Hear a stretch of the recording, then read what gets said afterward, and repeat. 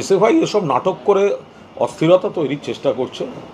SFI কি ভুলে গেল সিপিএম জমানায় বানতলায় ডাক্তার অনিতা দেওয়ান ধর্ষণ এবং খুন, কোচবিহারে বর্ণালী দত্ত নার্স খুন, সিঙ্গুরে তাপসী মালিক ধর্ষণ এবং খুন, বাম জমানায় একের পর এক বানতলা এগুলো কি এসএফআই ভুলে এখন কি সব মঙ্গল গ্রহ থেকে আসা ধোয়া তুলসী পাতা সাজছে? আরজি কর নিয়ে যা করা 24 ঘন্টার মধ্যে কলকাতা পুলিশ করেছে, অ্যারেস্ট করে দিয়েছে। সিপিএম এই তো এসএফআই জেঠু বিকাশ ভট্টাচার্য তারাই তো সিবিআই চেয়ে এনেছিলেন, তো সিবিআই তদন্ত করছে, আদালতের রোজ ট্রায়াল চলছে শিয়ালদায়, সুপ্রিম কোর্ট মনিটর করছে, সেখানে সব দলের সব পক্ষের সব শিবিরের আইনজীবীরা যা বলার বলেছেন। তাহলে আবার নতুন করে এখানে সেসব নিয়ে নাটক করার কি কারণ আছে? আর সিবিআই এসএফআই এর ওইসব আগুন পাখি তুবড়ি ওই যেগুলো আছে, ওই যেগুলো ওই কি নাম ওই ফুলঝুরি রং মশাল, এগুলো তো নিজেদের পাড়ায় নিজেদের বুথে হারে, নিজেদের প্রার্থীদের জেতাতে পারে না। তাদের আবার মার্চ, বড় বড় কথা, লোক নেই জন নেই, একটা লোক তার 4 ফুট দূরে আর একজন, তার 4 ফুট দূরে আর একজন, দুটো রো নিয়ে এগুলো এসএফআই গন্ডগোল করার চেষ্টা করছে সিপিএমের মদতে। এবং বাংলার মানুষ সিপিএমের অত্যাচার এগুলো কেউ কিছু ভুলে যাননি। র্যাব নামাতে হয়, নিজের পুলিশ কর্মী আহত হয়েছে।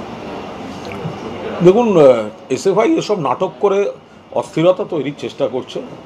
এসএফআই কি ভুলে গেল সিপিএম জমানায় বানতলায় ডাক্তার অনিতা দেওয়ান ধর্ষণ এবং খুন, কোচবিহারে বর্ণালী দত্ত নার্স ধর্ষণ এবং খুন, সিঙ্গুরে তাপসী মালিক ধর্ষণ এবং খুন, বাম জমানায় একের পর এক বানতলা এগুলো কি এসএফআই ভুলে এখন কি সব মঙ্গল গ্রহ থেকে আসা ধোয়া তুলসী পাতা সাজছে?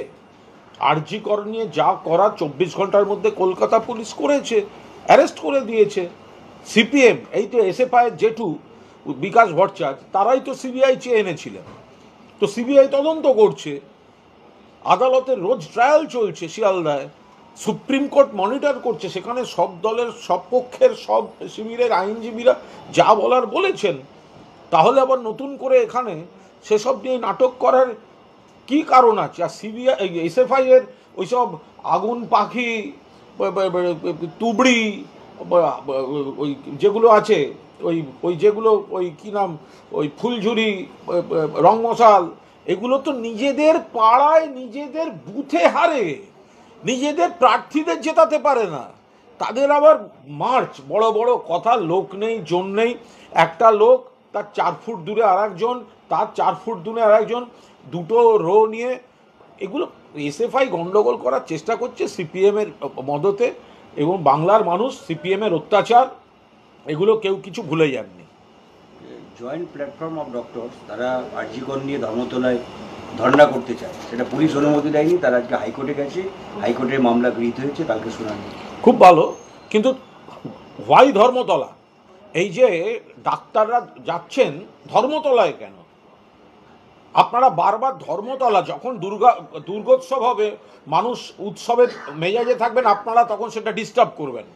যখন আবার বড়দিন বর্ষবরণ আসবে আপনি ডিস্টার্ব করবেন। ওদিকে অভয়ার দ্রুত বিচার চলছে, আপনারা তো আগাগোড়া মিথ্যাচার করেছেন, আগাগোড়া পোস্টমর্টেম রিপোর্ট থেকে শুরু করে প্রত্যেকটা ব্যাপারে মিথ্যাচার করে, ভুয়ো অডিও ভুয়ো ভিডিও সই করে এসছে ডাক্তারদের মধ্যে থেকে 5 জন, ওইখানে ময়না তদন্তে সব ঠিকঠাক হয়েছে, এখন তারা উল্টো কথা বলছে, সই করে মান্যতা দিয়ে এসছে, সেই নথি রয়েছে, আদালত সমস্তটা দেখছে, সুপ্রিম কোর্ট মনিটর করছে।